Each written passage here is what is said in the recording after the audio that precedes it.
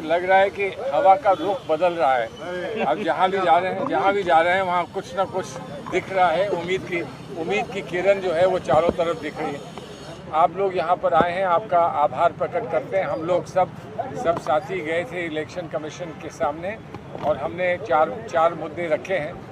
चार जो मुद्दे रखे हैं उसमें से एक मुद्दा पहले का रखा हुआ है, लेकिन आज वो आंध्र प्रदेश के संबंध में था कि जो पहले से स्कीम्स और जो भी घोषणाएं होती हैं सरकार की ओर से, उस पर अक्सर प्रधानमंत्री का या केंद्र सरकार के मामलों में और प्रांत की सरकार में वहाँ के मुख्यमंत्री की तस्वीर होती है, उनकी फ़ोटो होती है।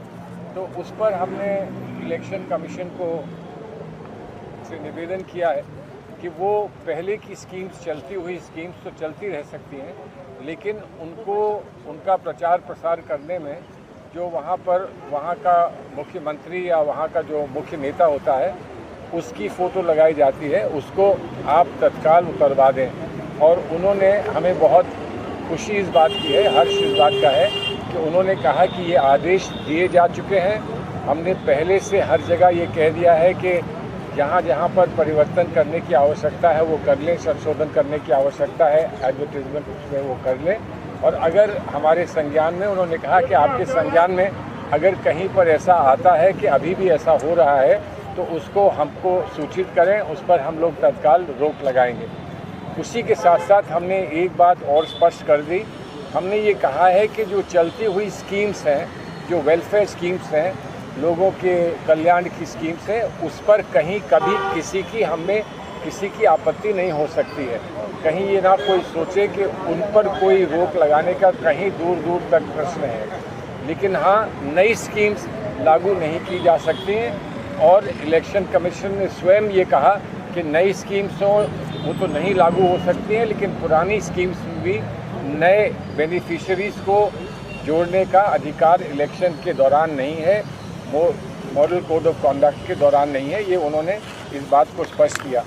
एक विशेष बात जो तमिलनाडु से आई थी उस पर भी उन्होंने कहा कि हमने इस पर आदेश दिए हैं।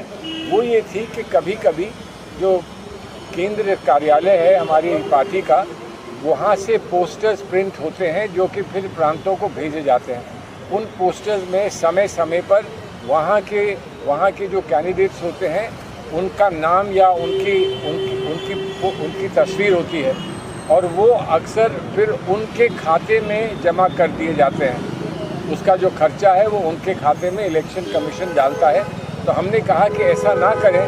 जहाँ पर हमारी पार्टी की ओर से जो हमारा जो कार्यालय है, केंद्र कार्यालय है, उसकी ओर से जहाँ ये बात स्पष्ट होती है कि कहाँ के लिए पोस्टर्स छपा के हम भेज रहे हैं, तो उनको कैंडिडेट्स के खाते में नहीं डालना चाहिए।